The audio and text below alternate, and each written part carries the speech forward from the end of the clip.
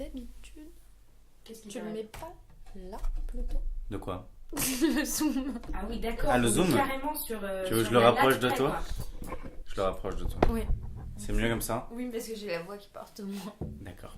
Et alors que la mienne porte trop. Je suis traumatisée. Ça enregistre donc depuis 20 secondes. Oh non, Bonsoir putain, à toutes et à tous, auditeurs, auditrices de Mardi Madi. Si, je suis sûr que nos auditeurs et nos auditrices seront ravis d'entendre que Juliette trouve qu'on l'entend pas assez.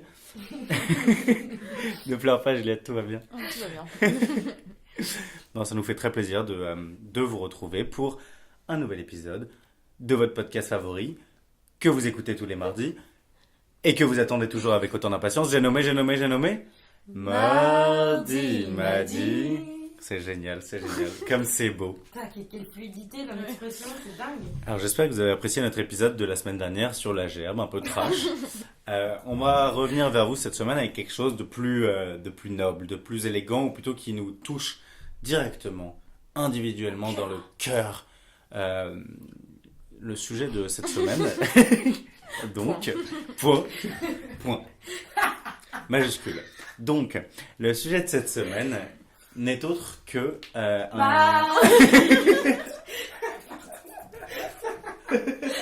C'est une bête de blague à refaire. Pardon, c'est mieux.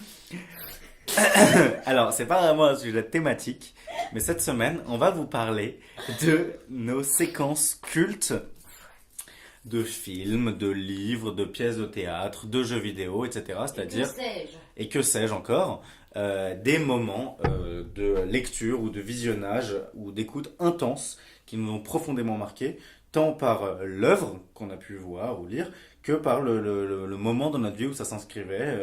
Et voilà, et pourquoi ça nous est resté en mémoire.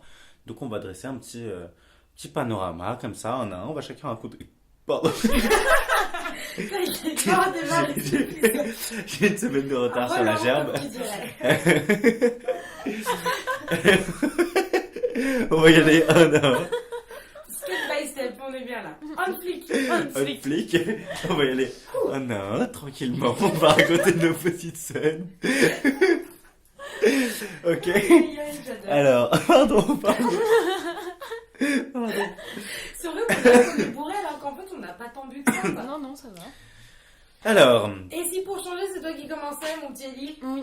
Oh là là, elles se sont alliées. Non, mais Je tu devais vois, aller aux toilettes ou un truc comme ça. Elles se sont dit, on va le faire commencer. Pour une fois on prend des pourvus, en plus tu rotes à l'antenne, donc Ok. maintenant c'est toi qui commence. Parle-nous d'une de tes scènes cultes. D'accord. Alors moi, je vais vous parler d'un livre qui s'appelle La zone du dehors. Ah oui, j'ai oublié de préciser juste en introduction de ce podcast qu'il va sûrement y avoir beaucoup de spoil. Ah oui, vaut mieux pas découvrir les œuvres. Voilà, donc on va mettre des on va dire des spoilers alertes, tu vois. Vous avez pas une corne de brume? Hein? Ouais, je fasse un petit bruitage, non? Bah tu peux le faire à la voix, hein. Non, ça on va l'utiliser.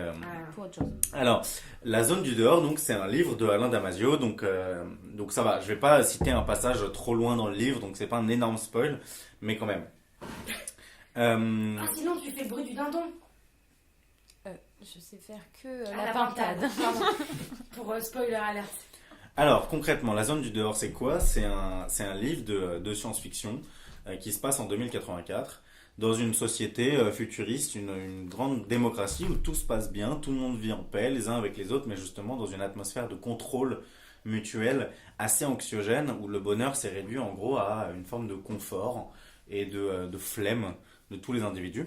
Et donc les héros sont un groupe de révoltés, un groupe de militants qui luttent pour la liberté, pour la révolte contre ce système. Ça s'appelle la Volte d'ailleurs. Qui s'appelle la Volte. Du coup. Et il y a une scène dans ce livre. Parce qu'on essaie, on est projeté dans ce monde comme ça, in medias res, on ne sait pas trop ce que c'est, comment ça fonctionne, etc. Mais on commence petit à petit à avoir des petits éléments, on a juste envie d'en savoir plus sur le fonctionnement de cette société. Et chapitre 8 capte le héros, qui est un militant, mais qui est aussi prof de philo à la fac, fait un cours.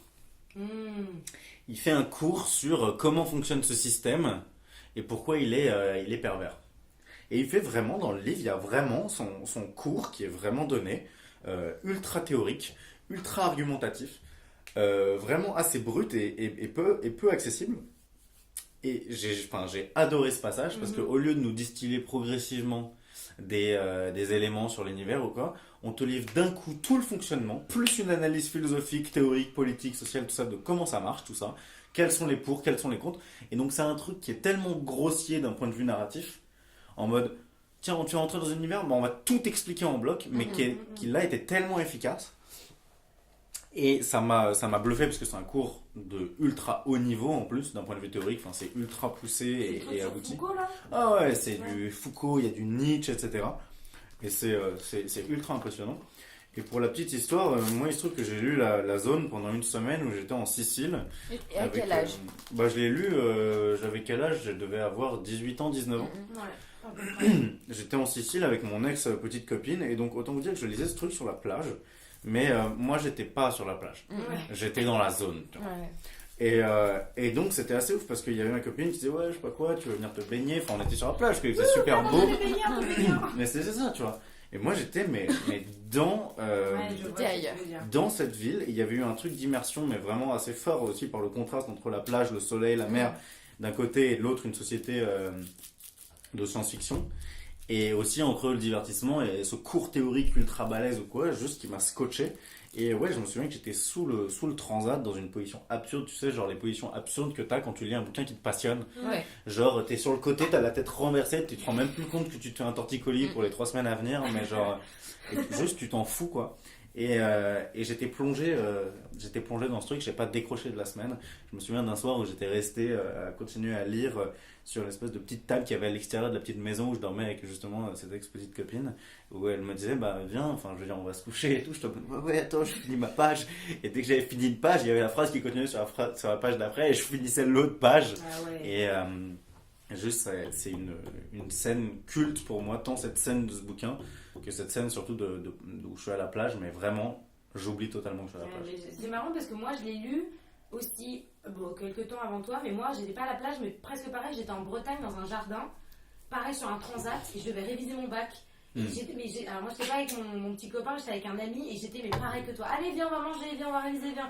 Ouais 2 secondes, et pareil, j'arrivais pas à décrocher, et comme toi, position absurde, le transat qui est trop mou, t'es à moitié comme ça, tu te dis mais c'est trop bien, c'est trop bien. T'es en train de te taper un coup de soleil monstrueux, mais tu t'en rends même pas compte. Qu'est-ce que c'est captivant.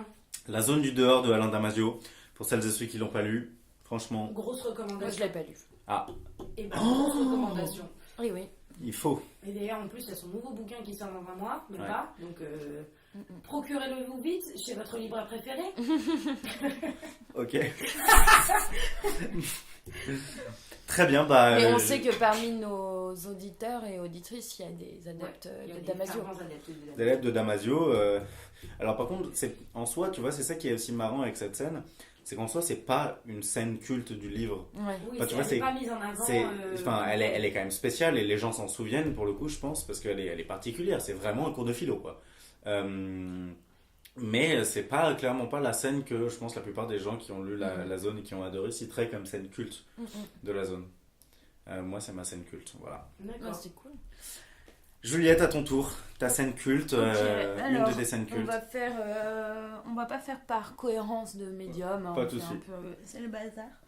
Donc moi, j'avais pensé à la scène finale d'un film qui s'appelle Théorème ou Théoréma de Pasolini. Je sais pas si vous l'avez vu, si l'un de vous deux l'a lu. Non. L'a vu, pardon.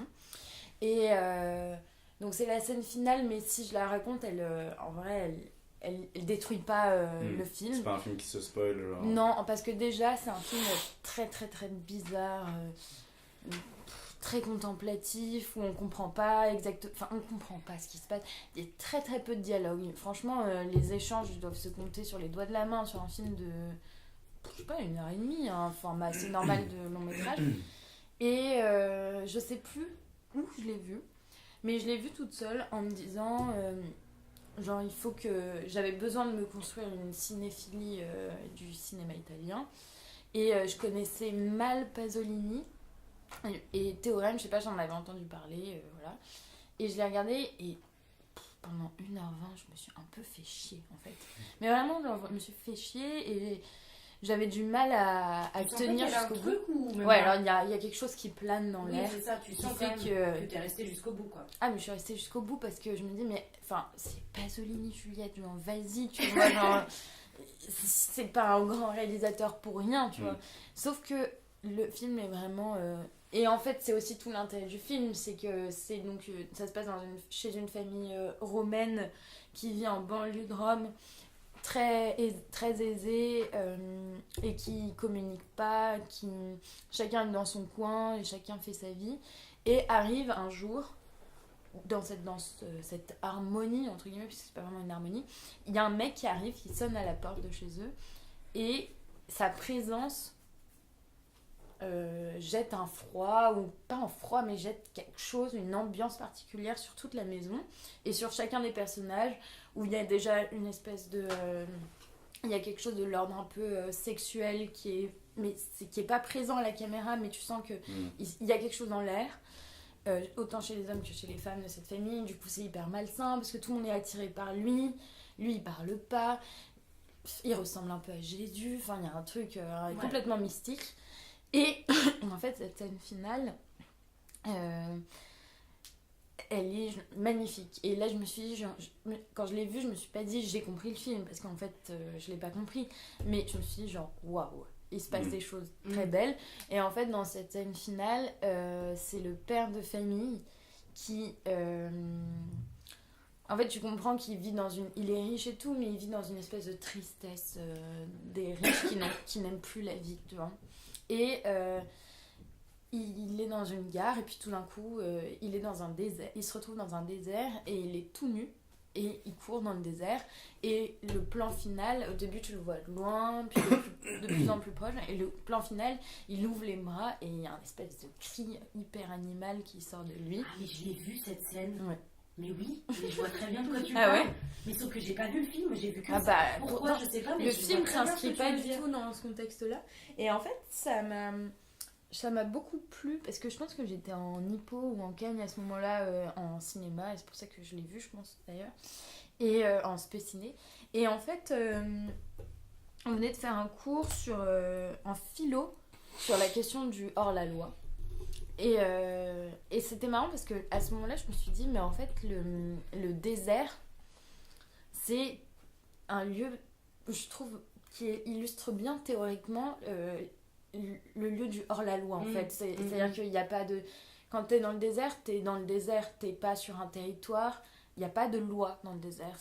Tu survis, mais il n'y a pas... En fait, comme il n'y a pas de personne n'est là pour représenter la loi, donc c'est le lieu qui est d'une certaine manière le lieu de la liberté, mais la plus totale. Et le mec, il est nu, il crie, et ça ne produit rien, et c'est pas interdit, et c'est pas grave, et en même temps c'est fou. Enfin, c'est un peu désespérant oui, aussi. oui.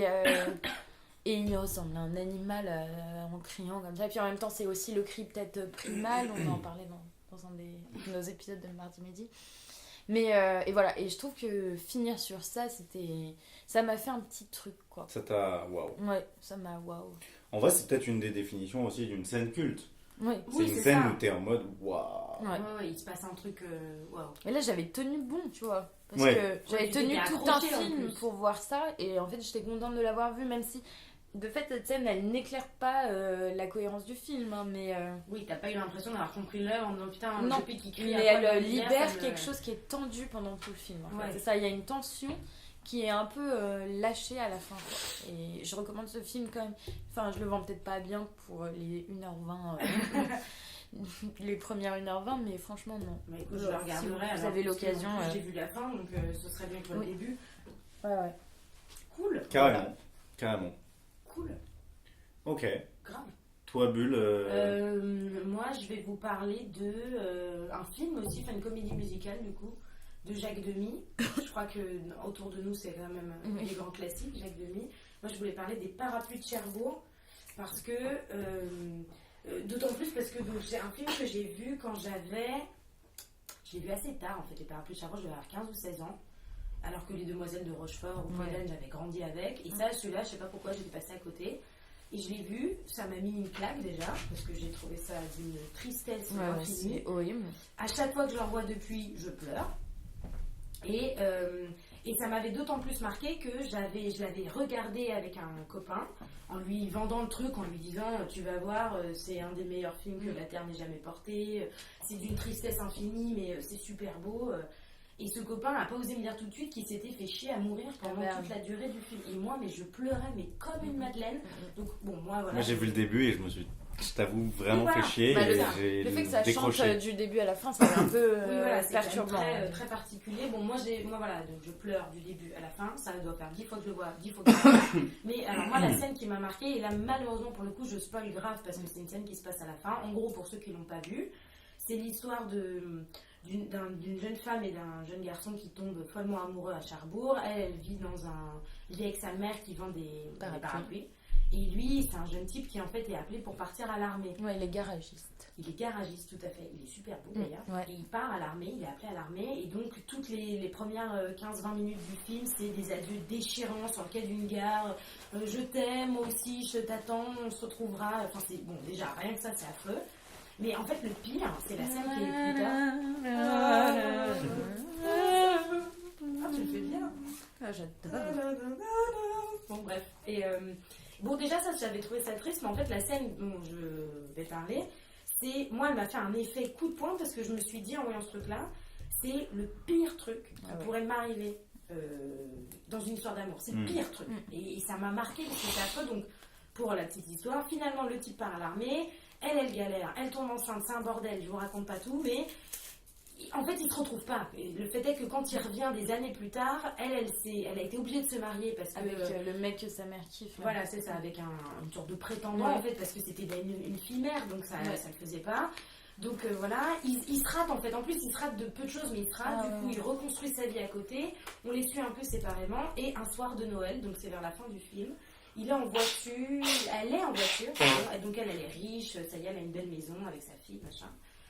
Et elle arrive dans une station essence, où il me semble que c'est une station essence, où lui, il est pompiste. Et ils se reconnaissent, ça doit faire 15 ans qu'ils ne se sont pas vus, les deux, ils ont vieilli, ils ont changé. Ils se reconnaissent, il y a la musique, il y a le thème qui revient, donc en plus tu dis waouh, c'est vraiment ça, les ça me donne des retrouvailles frissons. quoi. Et en fait c'est affreux, mais dans leur regard tu comprends qu'ils ont rien à se dire. Ils voient l'enfant, non? Ouais, ils dans la voient voiture. qui est son enfant. En fait. Ouais. Et ils s'échangent mais rien quoi, deux parts mais nuls, ils ont rien à se dire. En même temps ils ont tellement de choses à se dire, mais qui n'a aucun intérêt parce que c'est d'il y a 15 ans. Il y a tellement de reproches de tu m'as pas attendu, tu m'as abandonné, tu m'avais dit que tu m'écrirais mais je l'ai fait, tu l'as pas reçu. D'incompréhension, et ça se termine où finalement c'est pas grave quoi. Enfin c'est pas grave, c'est tragique à quel point chacun repart à sa vie et elle retourne fêter Noël chez elle et lui il encaisse et il rentre. Et moi quand j'ai vu ça je me suis dit mais jamais je veux que ça m'arrive. C'est d'une tristesse, c'est le pire. L'indifférence ou tu vois le truc comme ça d'une histoire où t'es obligé de nier le... t'as plus rien à sauver quoi. Il y a même pas de la reconnaissance en fait dans leur regard et c'est ça qui m'a tuée. Franchement, je l'ai pas vu, mais ça a l'air fort. Il faut que tu essaies de le revoir.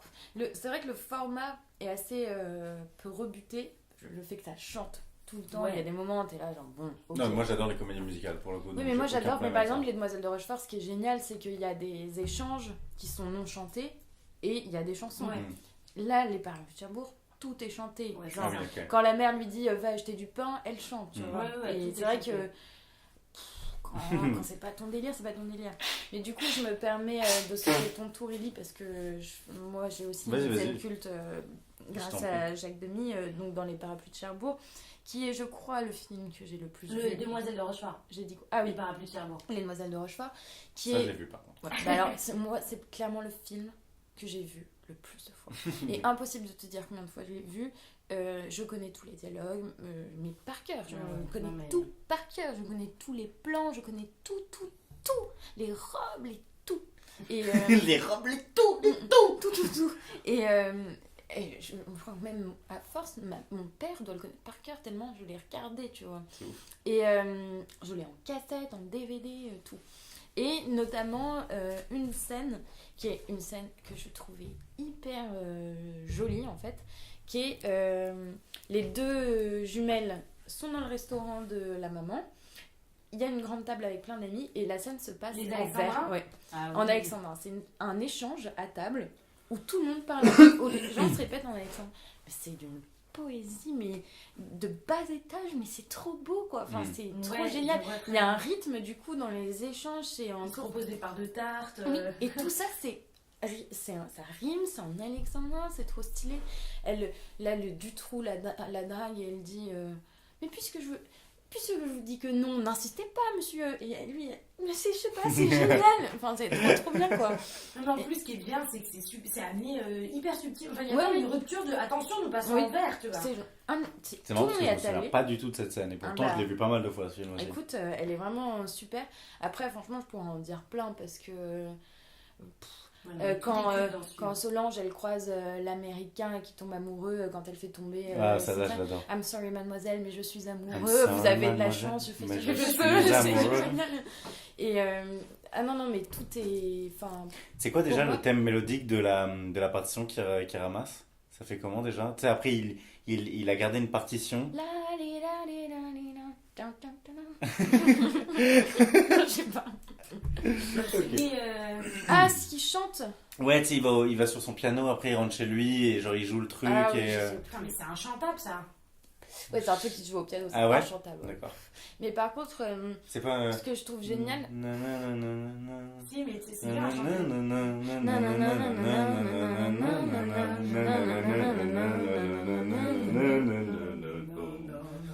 et ce que j'adore chez Jacques Demy, et on retrouve la même chose dans les parapluies, c'est que en fait les gens se croisent mais se voient pas. Ah, c'est Et l'enfer. ça crée des frustrations. Ouais. Je sais qu'il y a aussi une de ces scènes où avec ma soeur, mais tu regardes ça comme tu regardes un match de foot. Parce que Ouais. t'es là, C'est hyper théâtral ça, pour le coup. bah oui, C'est très ça. genre ça entre, ça sort. Mais c'est clairement ça, c'est les entrées, les sorties. Mais sauf que là, c'est plus sur la scène, c'est dans le champ.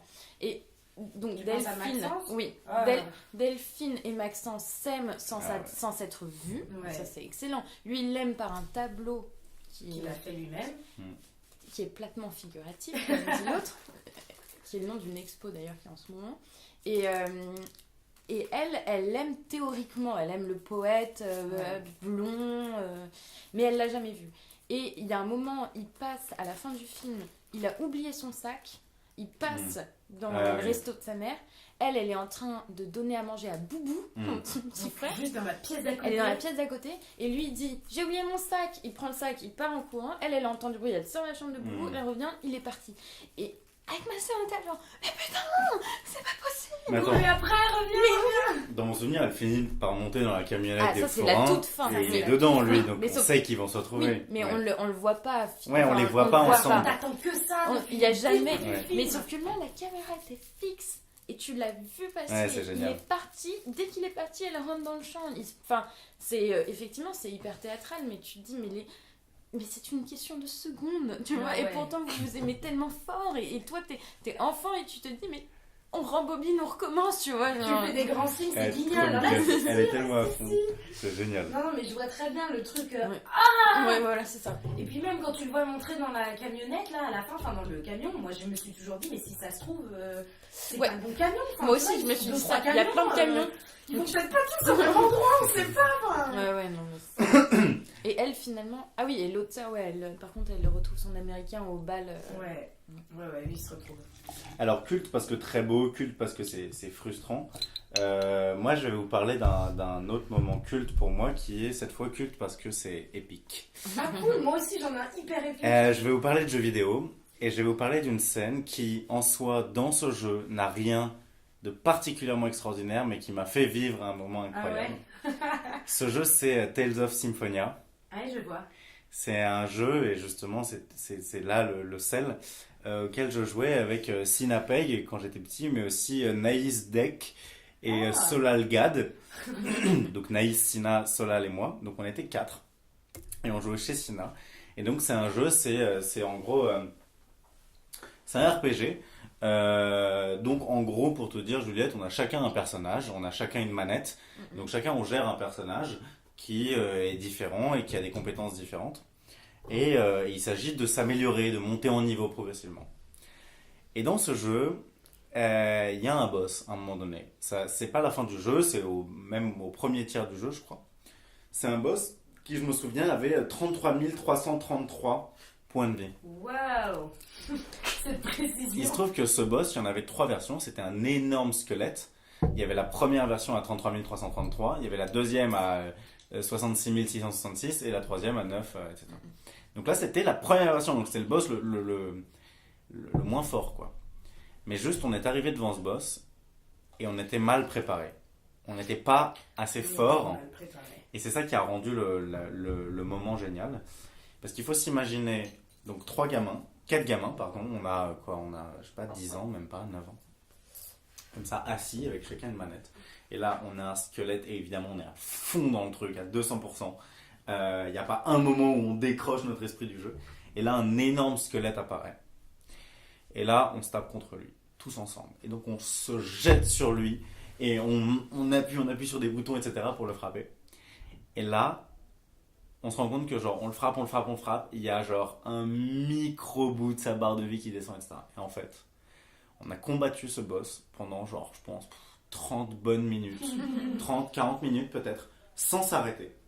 Où c'était sans cesse en mode genre, encore, allez, encore un effort, je sais pas quoi, etc. Donc pendant 30 minutes, tu tapes contre un truc parce que t'es pas assez fort, mais on voyait le truc descendre progressivement, donc on savait qu'on pouvait le choper.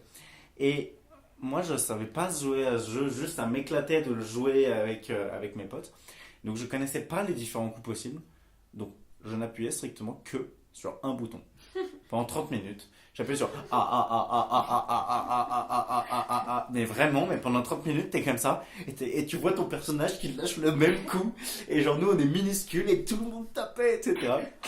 Et je crois qu'il y avait juste. Genre, on était à fond. On rigolait pas une seconde, on était à fond. C'était en mode genre, allez! Vraiment, motivation des troupes. En mode genre, pour l'honneur, genre, pour la gloire, allez, genre c'était épique, mais vraiment à un niveau d'épique incroyable. Et il y avait juste 2 trucs, c'est qu'à certains moments, je crois que le boss jetait une attaque et donc là, on s'écartait, on esquivait l'attaque et on repartait. Et il y avait un autre moment quand Sina criait attaque à l'unisson. Je savais qu'il fallait qu'on appuie sur un autre bouton, je sais plus si c'était B ou quoi. Et là, ça faisait un truc groupé, une attaque ensemble, où je crois que ça forgeait une grande épée et ça faisait un X, genre et genre ça faisait encore plus mal au monstre. Et donc c'était ça, c'était en mode genre allez, attaque à l'unisson, sing. Et là, c'était reparti comme ça. Et juste à la fin, quand le squelette s'écroule et que ses os tombent sur le sol, etc. et qu'il émet un râle d'agonie, c'est juste genre oh, waouh, c'était juste genre incroyable. Et franchement, c'était un grand moment de jeu vidéo. Ouais, une séquence culte, tu vois, de trucs où t'es tellement à fond. Et pour la petite histoire, après, on s'est dit, ok, on va se stuff, on va s'équiper, on va s'entraîner, etc. Et quand le deuxième squelette à 66 000, etc., 66 666 PV s'est pointé, je pense qu'on l'a niqué en 3 minutes. Parce que là, on était trop fort. Et du coup, c'était une méga déception, je crois. C'était en mode genre, ok, c'est parti, go! Ah ouais, il est mort. donc voilà, c'était Tales of Symphonia, 10 ans, c'était incroyable. Waouh. Franchement, incroyable. Mais j'ai beaucoup d'autres souvenirs un peu cultes avec ce jeu. De labyrinthe, la forêt, de je sais plus quoi, où genre tu tournes en rond pendant 1h30, t'es en mode mais putain on est passé par là, non on n'est pas passé. Vraiment ça te donne le sentiment d'être perdu dans une forêt. Alors que le truc est petit en vrai, juste on est un peu teubé quoi, parce qu'on est gosse. Mais un jeu épique avec des compagnons d'armes tout aussi glorieux et épiques. Waouh. Voilà. Par la classe. C'était dingue. Bulle, tu as un autre souvenir vidéoludique, je crois. Ouais, alors attendez, parce que moi du coup je voulais faire un petit truc pour voir si y a que... Parce qu'en fait moi c'est... j'ai repensé en fait qu'aujourd'hui, alors attendez que je me spoil pas, que je vous spoil pas, ça m'est un peu apparu d'un seul coup alors que j'avais pas pensé, et ça m'est venu en fait d'une musique. Donc je vais te faire écouter la musique. Toi, je suis pas sûre que tu connais Juliette, mais toi, peut-être que ça va ring a bell. Vas-y, balance. Et je pense que de toute façon, de nombreux auditeurs, il y en a qui vont reconnaître cette douce musique. Je pense que je connais pas. J'espère qu'il n'y a pas de pub, sinon je vais être obligée de nous mettre de la pub, c'est mieux.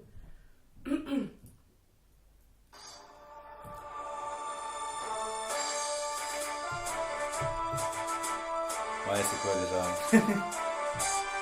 Ouais, c'est...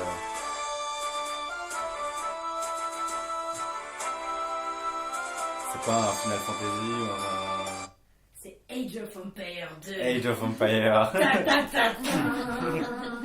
Bon voilà, pour ceux qui avaient reconnu, c'est donc la musique du jeu Age of Empires 2. Et c'est marrant parce que du coup, cet après-midi, j'étais un peu en train de réfléchir justement mes séquences cultes, mes scènes, machin. Et j'avais assez peu de rapport à l'enfance dans les trucs qui me venaient à l'esprit. Et cette musique, probablement parce que j'étais en train de penser à la musique des parapluies de Cherbourg, etc., m'est revenue en tête. Et j'ai eu une bouffée de nostalgie, genre, je me souviens. Et alors moi, pour le coup, ça n'a pas du tout de rapport avec une enfance, enfin, un souvenir à plusieurs.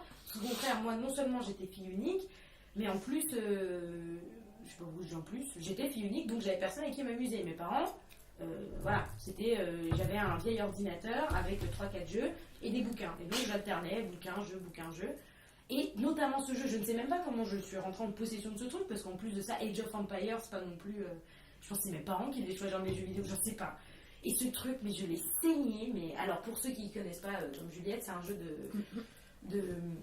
je sais pas, c'est un jeu où tu contrôles des armées en fait, c'est ça, hein, c'est une sorte d'empire, de civilisation précoce, où tu crées en fait, tu représentes une nation, et tu es censé la faire évoluer, et donc tu as plusieurs manières de gagner, soit tu éradiques tout le monde par l'armée, soit tu es le meilleur parce que tu as fait la plus grande civilisation, soit tu gagnes parce que tu as plus de monde, enfin bref. Et donc chacun contrôle un territoire et dedans tu fais développer, donc tu fais des fermes, tu fais des églises, tu fais des usines, tu fais des armées, tu fais des maisons, bref. Et c'est un jeu qui en soi... C'est un truc qui te fait un peu sentir comme un dieu en fait. Oui voilà, c'est ça, tu contrôles une civilisation quoi, ou un empire du coup. Mais le truc c'est que c'est très redondant, parce que tu vois, tu choisis une map et puis tu fais ton truc, puis au bout de 3-4 parties c'est pareil. Mais moi j'ai fait ça pendant des années et j'ai trouvé ça génial. Et donc je me créais des trucs, je me souviens d'une fois où j'avais fait une sorte de muraille de Chine autour de mon territoire, et j'avais mis que des moutons. Par exemple, j'ai fait des petits kiffs, des petits moutons. Et il y a un mode campagne dans ce jeu où, en fait, comme toi, un peu teubé, je ne savais pas le concept de la sauvegarde, si tu veux, ça m'était inconnu. Donc, je commençais la campagne de Age of Empires 2 qui se passe à Malte, d'ailleurs. C'est les Arabins qui attaquent l'île de Malte. Toi, tu t'occupes des chevaliers de Malte, tu défends ta forteresse. Et comme moi je quittais après, en fait j'étais obligée de recommencer à Malte. Et à un moment j'en pouvais plus, j'avais envie de savoir quelle était la fin de l'histoire. C'était ça le...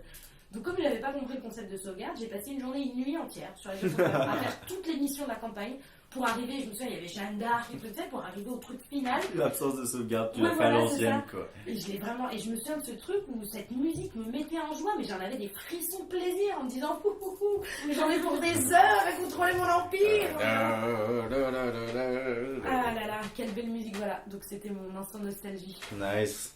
Cool. Trop bien.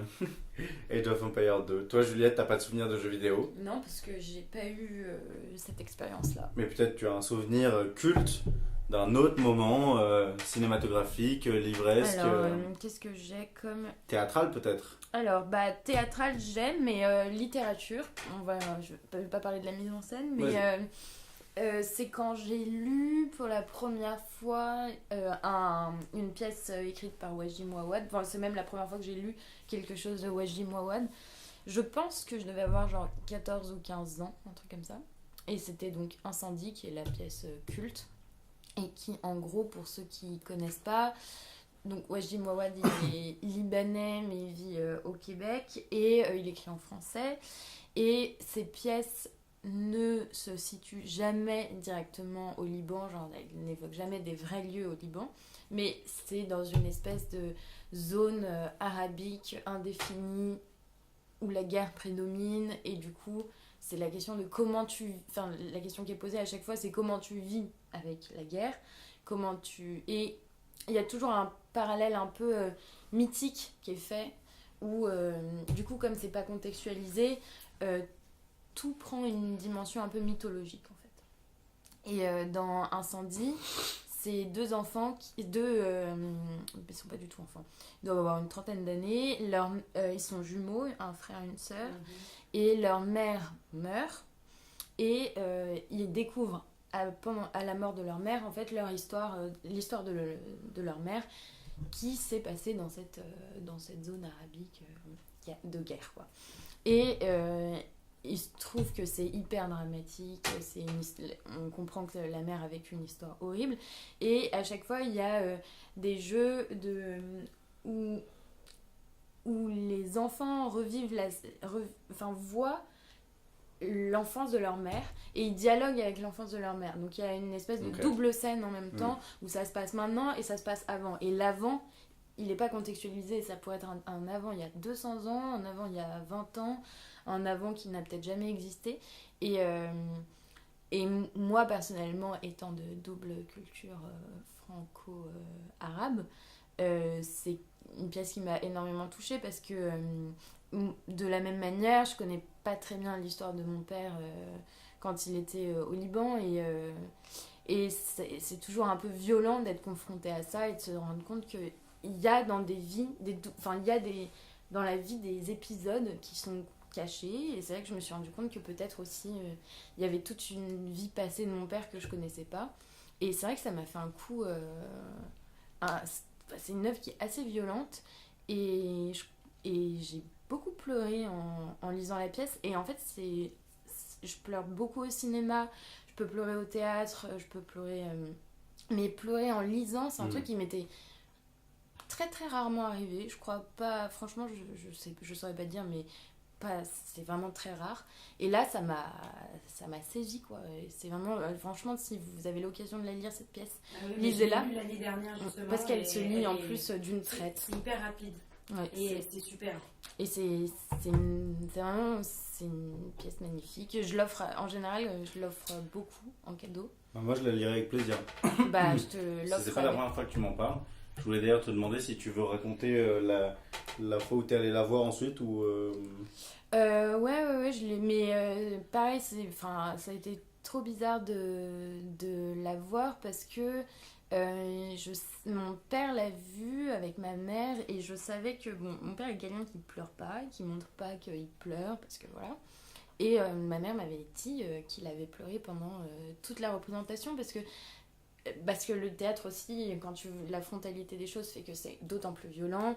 Et je pense que c'est pour des gens qui ont vécu des épisodes plus ou moins similaires à la pièce, ça te fait revivre instantanément des choses que tu penses très enfouies parce que maintenant ça s'est passé et que tu as reconstruit quelque chose. Mais en fait, c'est l'enfance et c'est très très présent. Et dans toutes les œuvres de Wajimowan, la question de l'exil géographique et du coup peut-être aussi l'exil de l'émotion, enfin tu sais le fait de se déplacer, du coup de déplacer avec toutes tes émotions et de laisser là-bas un passé, enfin je pense que c'est quelque chose que mon père a vécu aussi et qui en se déplaçant en France a laissé tout un passé émotif là-bas, et je pense que quand je l'ai vu c'est quelque chose que j'ai pas réussi à intellectualiser mais que j'ai senti, tu vois et après quelque chose.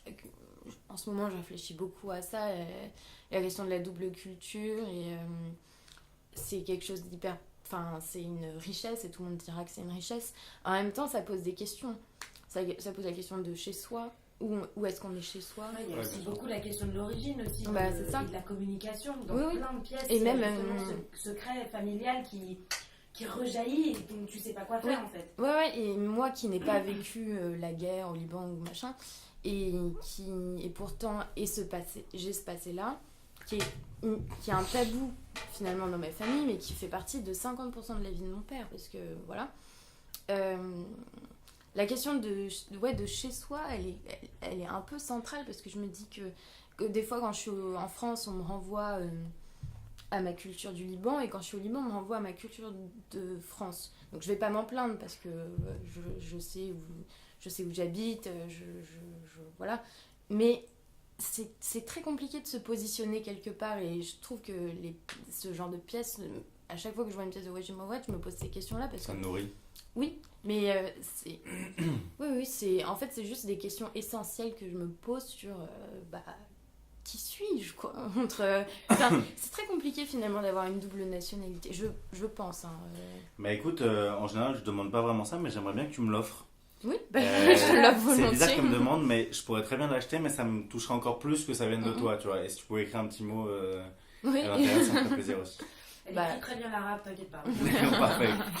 Parfait. Voilà. Ok, alors moi, dans une tonalité tout autre, je vais vous parler d'un bouquin qui est mon bouquin préféré. C'est Le Comte de Monte Cristo. Et alors, spoiler alerte, parce que je vais vous parler d'une des scènes finales du bouquin. Ah, cool. Et que pour le coup, vous l'avez lu, ou vous savez de quoi ça parle. Moi, je l'ai lu tôt et comment on dit, tu sais, quand il n'y a que des extraits. Ah oui, en version abrégée. En version abrégée, ouais.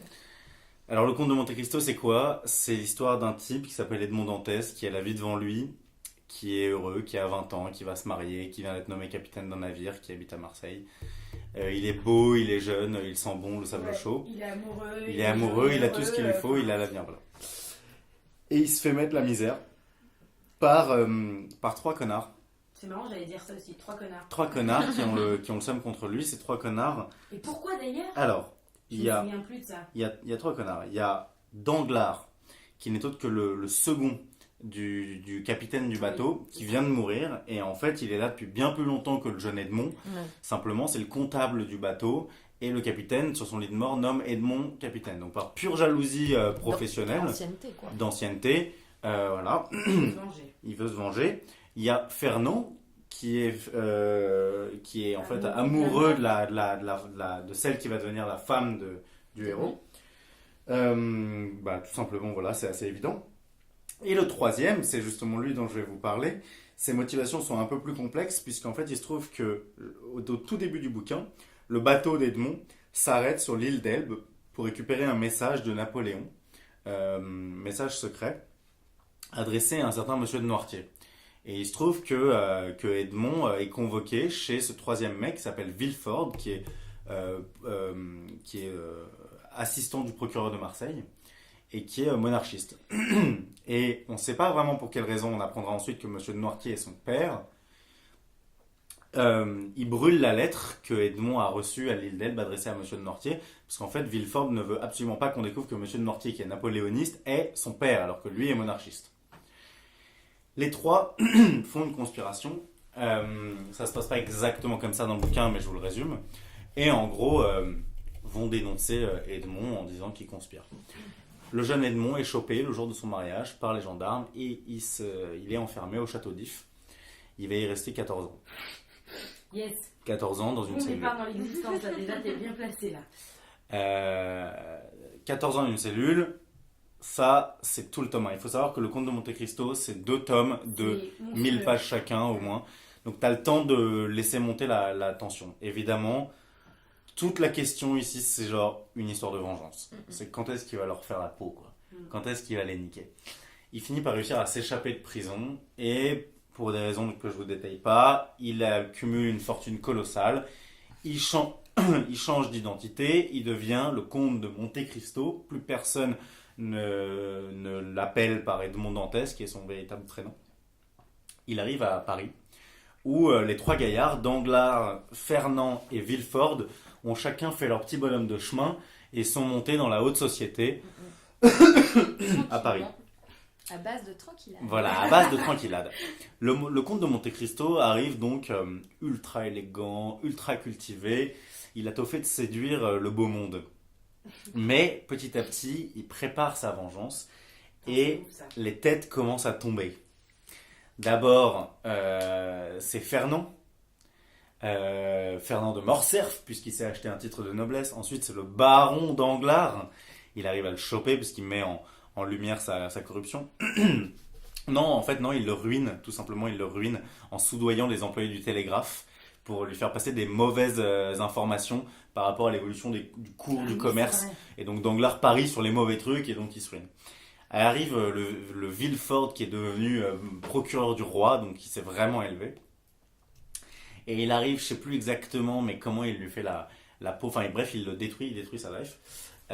Et à un moment donné, le comte de Monte Cristo débarque chez Villefort. Villefort vient de comprendre que tous ses malheurs sont dus à ce fameux comte de Monte Cristo qui vient d'arriver à Paris.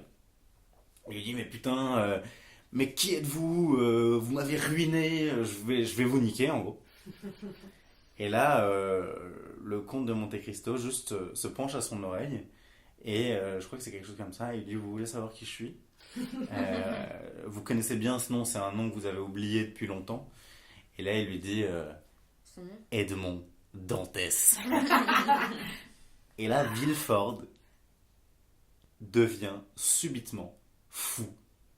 C'est-à-dire qu'il fonce dans le jardin et il se met à creuser la terre en disant non, il n'est pas ici, ici non plus, non, non, il n'est pas ici, ici non plus. Il le rend fou en lui révélant son identité. Et ça m'a juste genre, ça fait 1850 pages que tu es en train de lire, ou 1900, et juste, c'est un tel moment de jubilation. Ah ouais, c'est vrai. Où ils sont tous tombés sauf Villefort qui reste et c'est en mode vas-y mec, mets-lui sa race. Parce que depuis le départ, tu sens que en gros, tu sens que Edmond, il a juste envie de prendre un flingue et de tous les buter, mais en vrai, c'est autrement plus jubilatoire de tous les détruire. Ouais. Et juste, il se laisse jamais aller à l'impulsivité. Juste à un moment donné, il révèle à son cocher ou quoi, il dit je les ai tous dans la paume de ma main, je vais les réduire, tu vois, je vais les réduire ensemble. Et pour la petite histoire, il se trouve que moi, donc, j'ai adoré ce livre que j'ai dévoré, et j'avais aussi le livre audio, qui était vraiment joué par des acteurs différents, un acteur par personnage, avec de la musique, des bruitages, enfin c'était super bien fait, c'était pas juste un livre audio où Mais la un narration narrateur aussi. lisait. Il y avait un Il y avait une voix narrateur. narrative, mais ça a été vraiment adapté pour que ce soit vraiment dialogué. Et donc vraiment joué, donc c'était vraiment une fiction audio très très bien faite. Et je me souviens de ce moment où juste il arrive et il va voir Villefort. Et ce que je vous ai imité, c'est vraiment la voix que l'acteur fait quand il va dans le jardin. Et cette voix vraiment traumatisante, parce que tu entends une voix de fou, tu vois. Ouais. T'entends le mec dont t'entends parler depuis le départ qui est non, non, non, il n'est pas ici, ici non plus, non, non, il n'est pas ici, ici non plus. Et moi je me le repassais en bouche, c'est un truc qui m'a fasciné, quoi. Ouais. Ce mec qui finit par creuser avec les ongles pleins de terre dans le jardin en cherchant le mec qu'il a envoyé au bagne dans le château d'If. Bref, Ah bah ça donne envie de lire 2000 pages. ah non, mais Ah une ouais, non, histoire mais- de vengeance dingue, parce qu'en fait, tout dans ce bouquin, tu sens qu'il va y arriver à se venger. Non, mais c'est tellement bien. Mais la question, c'est comment, et Ouais, comment il comment il va se fait, venger. comment il fait, et qu'est-ce qui se Mais passe. c'est une ode à la vengeance merveilleuse, le comte de Monte Cristo. Hein. Incroyable, c'est incroyable. Il y a Moi, une j'ai galerie de toujours voulu personnages venger, hein, géniale. grâce à ce bouquin. Il y a une galerie de personnages.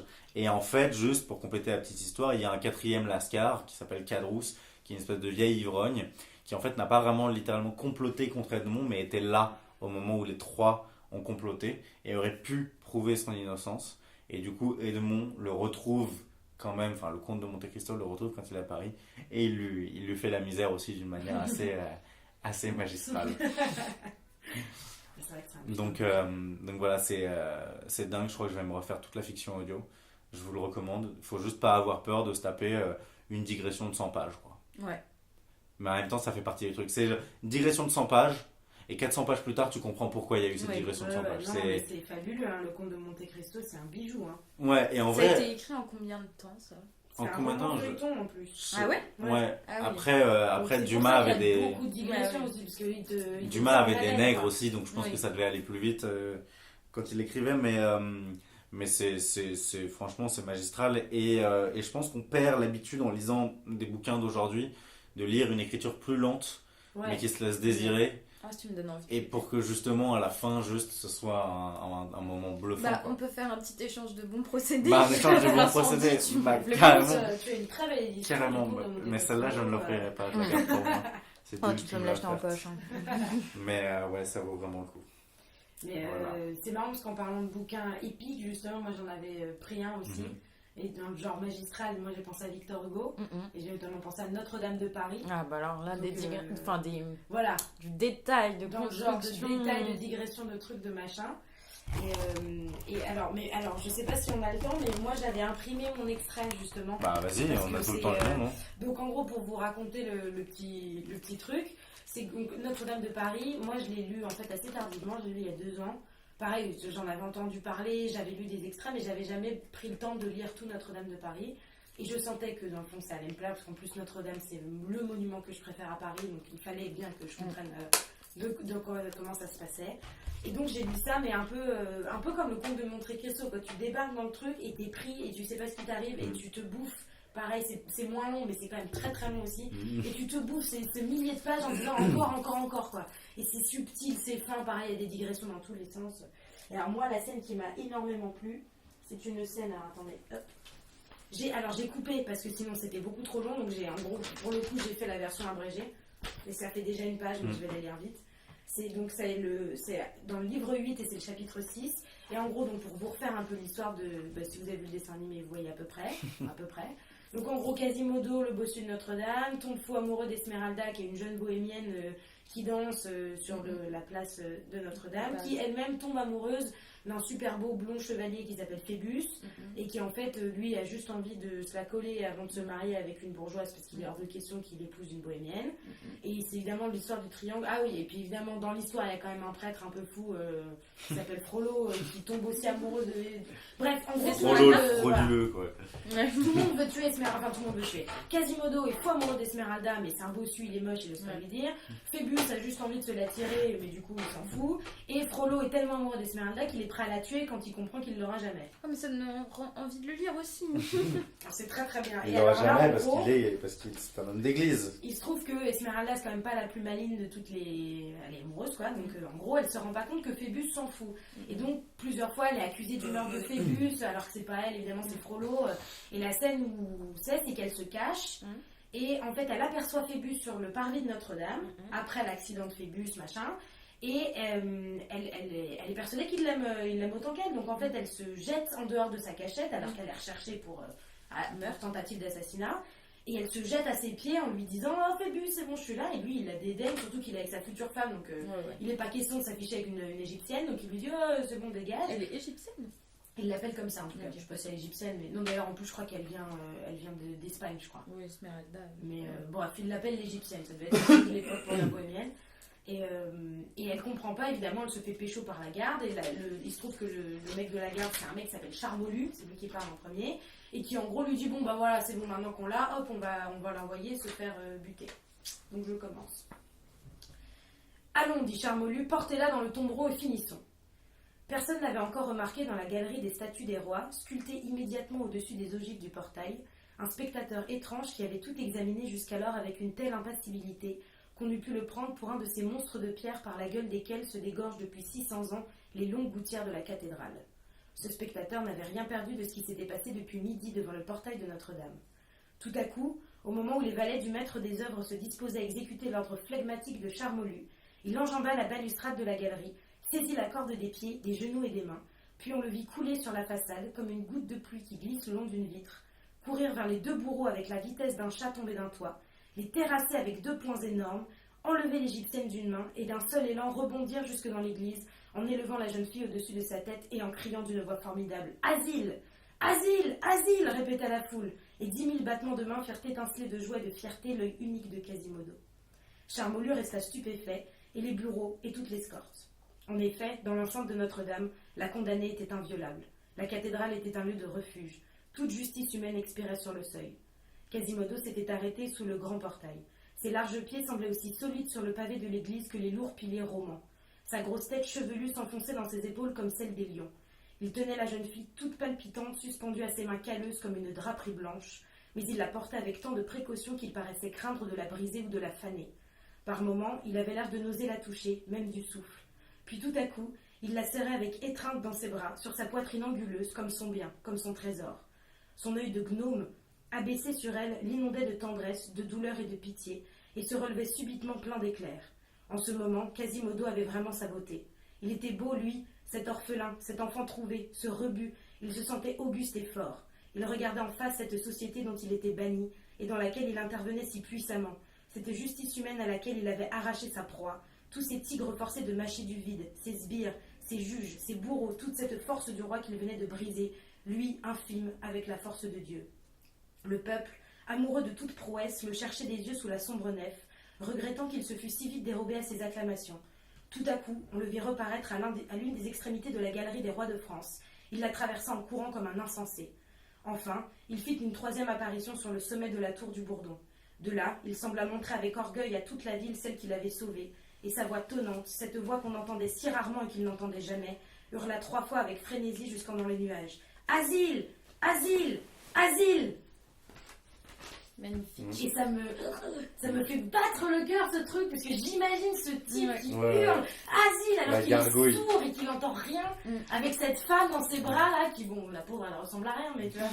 Et ça me Une draperie, comment on dit ? Draperie blanche ? Une draperie blanche, ouais. Ouais. Ça me... Très beau, très très beau. Voilà, donc Victor Hugo, je te le recommande très très fortement aussi. J'adore ce personnage là, cette espèce de gargouille de Quasimodo avec son énorme tête, ses poings. Cyclope. Non, il est pas cyclope, borgne. il est borgne, ouais. Il est borgne et bossu. Et sourd. Et Ouais, sourd. il a tout. c'est C'est la- le bouffon. C'est. Ouais. C'est une gargouille, quoi. Ils l'ont rendu autrement plus charmant dans Dans le dessin Disney. animé. hein. Ouais. J'ai Déjà jamais qu'il est- vu moi. Bah, déjà qu'il est pas très beau dans le dessin animé, mais en Ouais. vrai, je pense qu'il devait être autrement plus Il y a laid. des gravures de Victor Hugo qui le dessinent, c'est vrai que ça fait pas Ça fait plaisir. pas rêver, Ouais. ouais. C'est du fantastique quoi.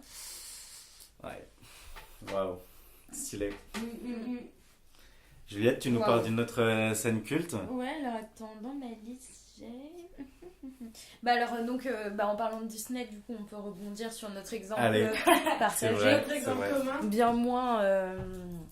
Comment dire. Enfin, tout aussi traumatisant, mais. Ouais, c'est vrai. Et je pense que c'est un traumatisme plutôt générationnel, mais on a tous vu, du coup, Le Roi Lion. Et cette scène où. Pour l'anecdote, juste, on a failli tous la mettre. Ouais, voilà, c'est ça. Je sais pas pourquoi on s'est tous dit ouais, non. Mais du coup, on en parle. Il faut en parler, c'est un culte parmi les cultes. Mais oui, tu vois, moi, le film, je me souviens vraiment. Je me souviens pas de l'histoire générale, mais cette scène qui m'a fait pleurer tellement de fois, donc du coup, c'est la mort du père, quoi, Oh là là. Dans quelle Le Roi horreur. Lion. dans le Roi Lion. Mais c'est horrible. Ouais. Ouais, C'est non, la mais chute du père. Et du coup, c'est. Attends, c'est. Comment il s'appelle? Scar. Mufasa. Il s'appelle Mufasa, non Le Non, père c'est s'appelle Scar. Mufasa et Scar. Ah oui, son Ouais, c'est ça. oncle qui le Non, laisse mais du coup, tomber. c'est son frère, Scar. Ouais, c'est Mm. le frère de Mufasa. Et il laisse tomber donc, son frère. Bon, alors, c'est marrant, il y a les noirs et les blancs quand même, parce que Scar est noir. Non. Il est plus foncé. Il en est tout cas. marron Ouais, foncé. il est hein. marron foncé. Ouais. Ah si, ils ont... Il ils est ont un poil saturé violet, les il a un couleurs truc. pour dramatiser quand même un peu. Mm, hein. ouais, de ouf. Mais il Enfin, appartient au côté obscur, quoi. Oui, voilà, le c'est mode, ça.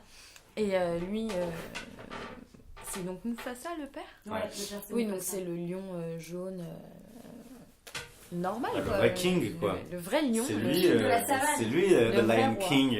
Et bon, pas besoin de vous expliquer la scène, je pense que tout le monde la connaît, mais c'est plus Qu'est-ce que ça t'a fait?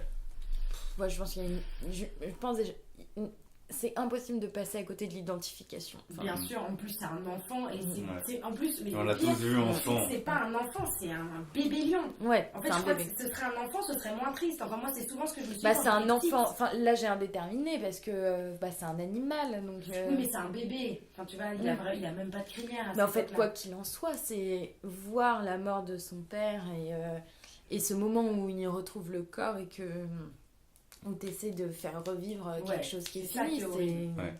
En plus, il y a un truc C'est un dramatique jeu, avec le quoi. troupeau. Avec le troupeau, il y a un... Oui, il C'est le meurt troupeau. ratatiné en Ouais, il y a fait. plein de bruit, Ouais. c'est le vacarme, c'est en mode ouais, il se passe quoi et tout, et il le voit pas tomber directement ici. Non, il vient le sauver. Non, C'est il- ça Ouais, aussi. ouais. Et puis, Si, je pense qu'il voit la chute, qui d'ailleurs, je pense, de toute façon, il faudrait la revoir, mais je pense qu'elle est en ralenti, la chute.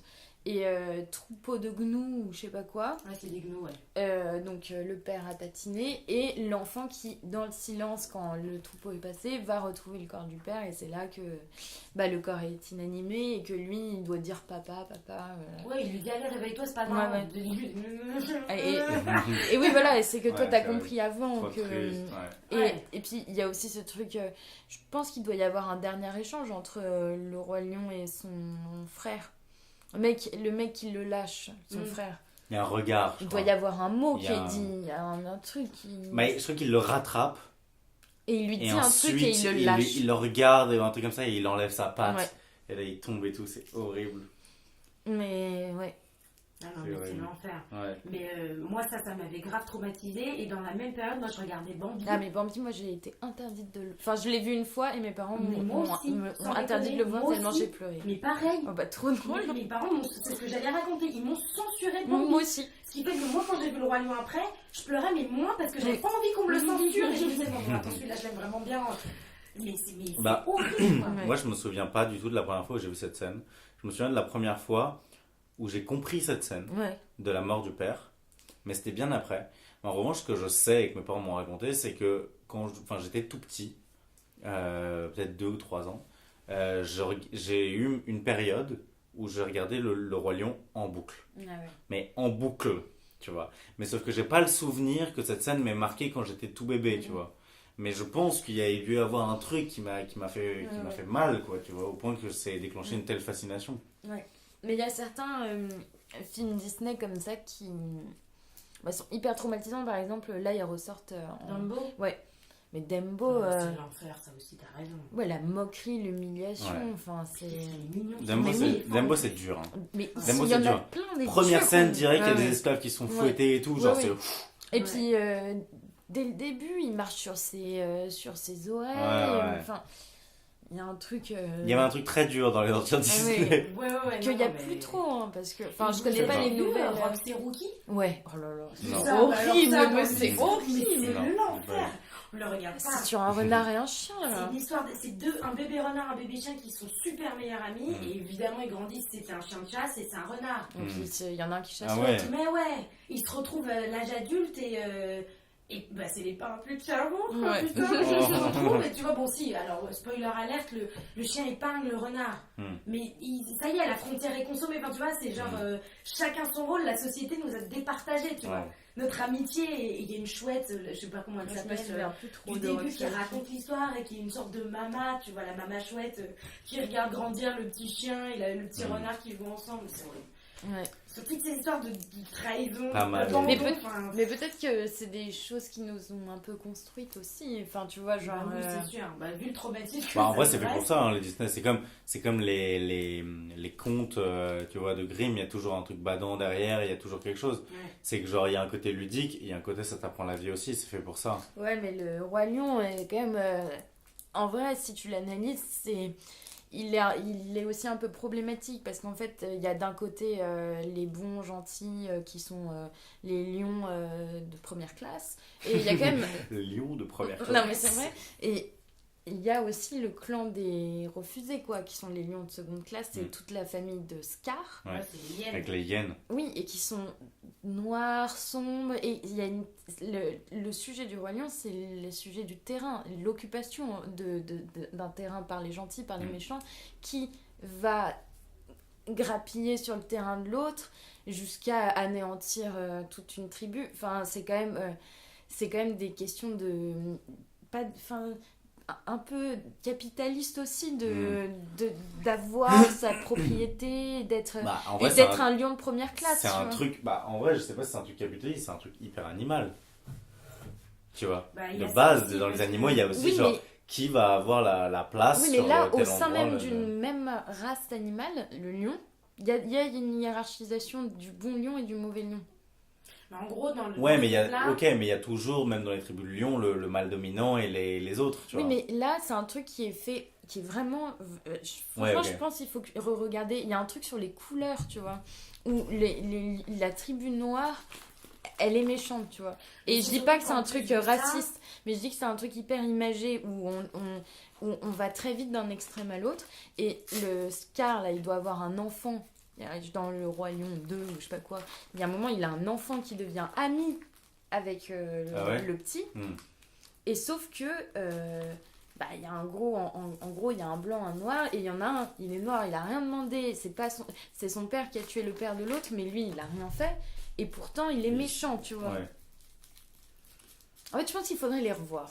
Mais il faudrait vraiment, parce qu'en plus de ça, dans le Roi Lion, le truc qui était surtout. Enfin, en tout cas, ce qui marquait le plus tôt, c'est qu'il y a les lions qui sont effectivement les prédateurs et les hyènes qui sont les charognards. Ouais. Et il y a ce truc-là aussi, c'est que tu les as tout de suite. Et Scar est un charognard, parce que Ouais. lui, il chasse pas, il ne Ouais, fait ouais. rien.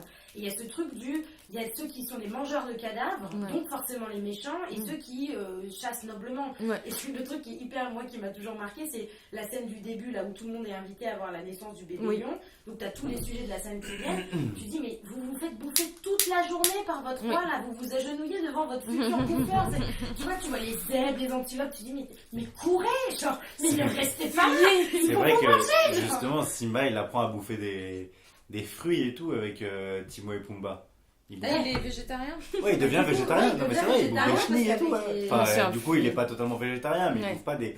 Il Mais apprend après, à bouffer les hyènes, des bon, lions, ouais. les hyènes, elles sont méchantes, mais elles ont un petit côté Rigolo. rigolo parce qu'elles sont faiblardes. Bah oui, c'est le principe du charognard, c'est pas la quoi, qui Ouais. rigole, machin, elles sont débiles en plus. Est-ce qu'on a le temps pour un dernier petit tour Un ou rapide. pas Un rapide petit tour. Bulle, est-ce que tu as de la réserve Ouais. Ouais, c'est Juliette un peu triste, mais. Ouais. Vas-y. Moi, j'ai. Mais alors, pareil, j'ai l'extra, mais je vous assure, c'est très très court.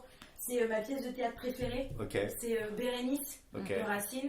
Et c'est de la tirade de Bérénice. Alors, attendez que je retrouve. Je crois que c'est l'acte 5, me semble-t-il. C'est la fin. Attendez, ça se vérifie, je l'ai noté. C'est quand Titus annonce à Bérénice que il va la quitter, quoi. Et c'est horrible. Attendez, j'ai noté la scène pour justement éviter de chercher pendant les plombes. Elle est là. Acte 4, scène 5, pardon. Et je sais pas du tout le lire en plus, donc c'est intéressant parce que moi, du coup, à chaque fois que Bérénice joue quelque part, en fait, je cherche à aller voir la représentation parce que c'est cette tirade-là qui ça m'émeut. Mais et pareil, alors là, c'est vraiment, je fais une fixette, mais pour moi, c'est comme les parapluies de Cherbourg, quoi. C'est horrible, quoi. C'est la tirade où, en gros, donc elle veut pas croire que Titus va la quitter pour de vrai. Mais là, ça y est, ils sont face à face et il lui a dit, madame, je vous abandonne. Et elle est partagée entre la haine de se dire, mais t'es un malade, pourquoi tu fais ça, et la réalisation petit à petit du, mais est-ce que tu te rends compte de ce que ça veut dire là, ce que t'es en train de me dire? Parce que là, tu fais l'empereur machin, mais qu'est-ce qui dit que, tu vois, après, il y a tout l'après, et moi, c'est ce truc-là qui m'angoisse. Donc, je vous la lis, c'est assez court. Donc, voilà. Alors, Bérénice. Eh bien, régnez cruel, contentez votre gloire, je ne dispute plus. J'attendais, pour vous croire, que cette même bouche, après 1000 serments, d'un amour qui devait unir tous nos moments, cette bouche à mes yeux s'avouant infidèle, m'ordonna-t-elle même une absence éternelle. Moi-même, j'ai voulu vous entendre en ce lieu. Je n'écoute plus rien, et pour jamais, adieu. Pour jamais. Ah, Seigneur, songez-vous en vous-même combien ce mot cruel est affreux quand on aime. Dans un mois, dans un an, comment souffrirons-nous, Seigneur, que tant de mers me séparent de vous. Que le jour recommence et que le jour finisse, sans que jamais Titus puisse voir Bérénice, sans que de tout le jour je puisse voir Titus. Mais quelle est mon erreur et que de soins perdus. L'ingrat de mon départ, consolé par avance, daignerait-il compter les jours de mon absence? Ces jours si longs pour moi lui sembleront trop courts. Et ça me poignarde dans le cœur à chaque fois que je lis, ça me... C'est du grand art. Ah ouais, et c'est souvent extrêmement bien joué d'ailleurs. Moi j'ai rarement vu un truc où je me suis dit non, qu'est-ce que t'as fait à ma tirade? À chaque fois je me dis c'est tellement mieux quand c'est moi qui le fais. Ouais, grand moment de théâtre. Ah ouais. Alors moi j'évoque rapidement en passant, parce que c'est pas la scène culte dont je voudrais parler là, rapidos. Aussi une scène d'adieu, d'amour. C'est une scène qui me fait chialer à chaque fois. C'est la toute dernière scène de Cyrano de Bergerac. Ah ouais. Je vous la fais vite fait parce que j'aimerais bien parler d'un autre truc après. En gros, pour la faire courte, Cyrano aime Roxane depuis toujours, mais simplement comme il est laid, il a prêté ses mots à Christian, qui est beau mais sot. Et il finit par arriver chez Roxane, donc son ami depuis toujours, mais qu'il aime depuis toujours. Et il lit la lettre, la dernière lettre que lui a envoyée Christian, qui est en fait Cyrano. Cyrano en est l'auteur en réalité. Et simplement la nuit se met à tomber et il lit la lettre, simplement arrive le moment où il fait trop noir pour qu'il puisse lire, simplement il la connaît par cœur. Et là Roxane réalise que c'est Cyrano qui lui a écrit depuis le début, simplement Cyrano avant de venir au couvent où Roxane se trouve. Lui qui est un maître d'armes exceptionnel qui se bat et provoque en duel des dizaines de soldats, il s'est pris une poutre sur la tête et donc il va mourir. Et il se lève et il titube et il voit tous ses ennemis et il déclare sa flamme à Roxane et en même temps il a la tête ailleurs parce que ses derniers mots c'est pas sur Roxane et c'est ça que je trouve génial, c'est qu'il finit pas sur Roxane, il finit sur lui en fait parce que c'est le seul moment où il finit enfin par penser à lui depuis le départ il est ok, il donne tout à Christian, il donne tout à Roxane, il pense aux autres etc. Et enfin il termine en parlant de lui et en reconnaissant que il était plutôt stylé comme mec et il finit sur mon panache. Ah ouais, le mot parce panache. qu'il est juste trop frais. Alors, j'ai un petit problème justement avec ces dernières scènes, ces scènes finales d'œuvres que je trouve souvent incroyables.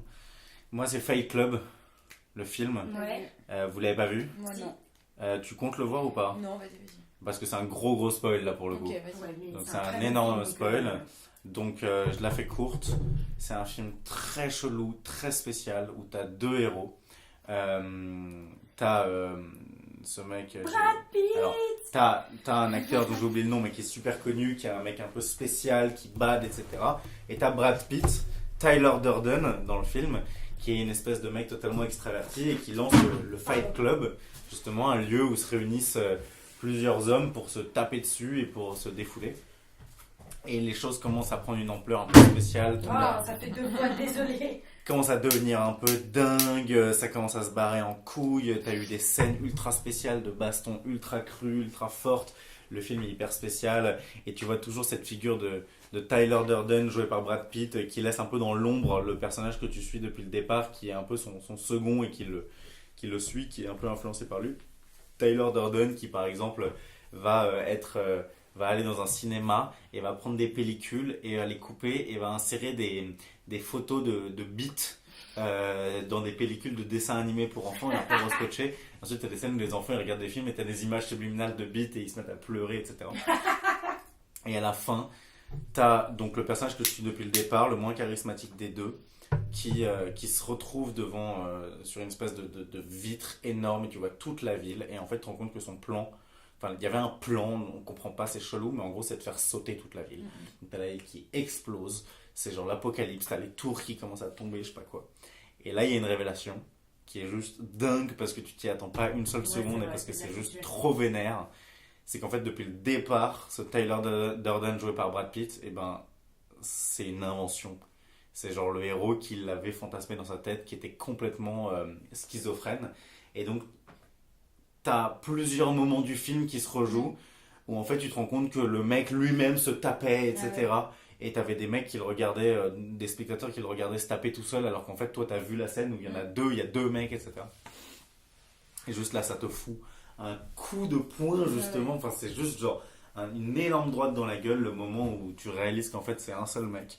Et juste tu pètes un énorme câble, tu revis tout le film différemment, genre c'est un énorme pétage de câble.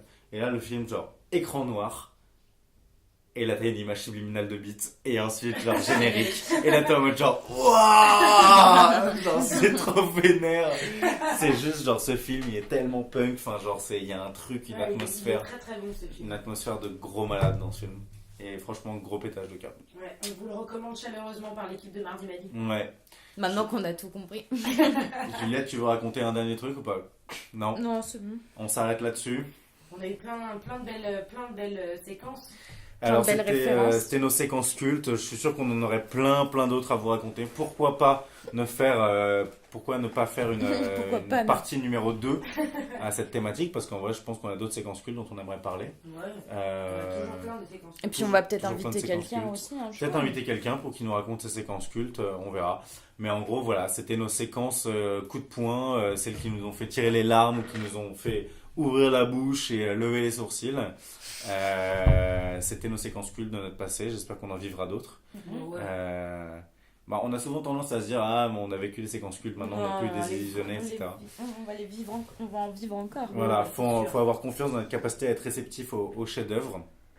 Donc voilà, et on les vit tous, chacun de manière particulière, sensitive, subjective. Voilà. Merci beaucoup de nous avoir écoutés. Merci beaucoup de nous avoir suivis. On se retrouve la semaine prochaine avec un nouvel épisode de Mardi Madi. On vous embrasse très fort, on vous aime. Après 1h13 d'émission, c'est très long, mais bon, il fallait que les récits sortent. Voilà, on vous aime fort, on vous embrasse. Hakuna Matata.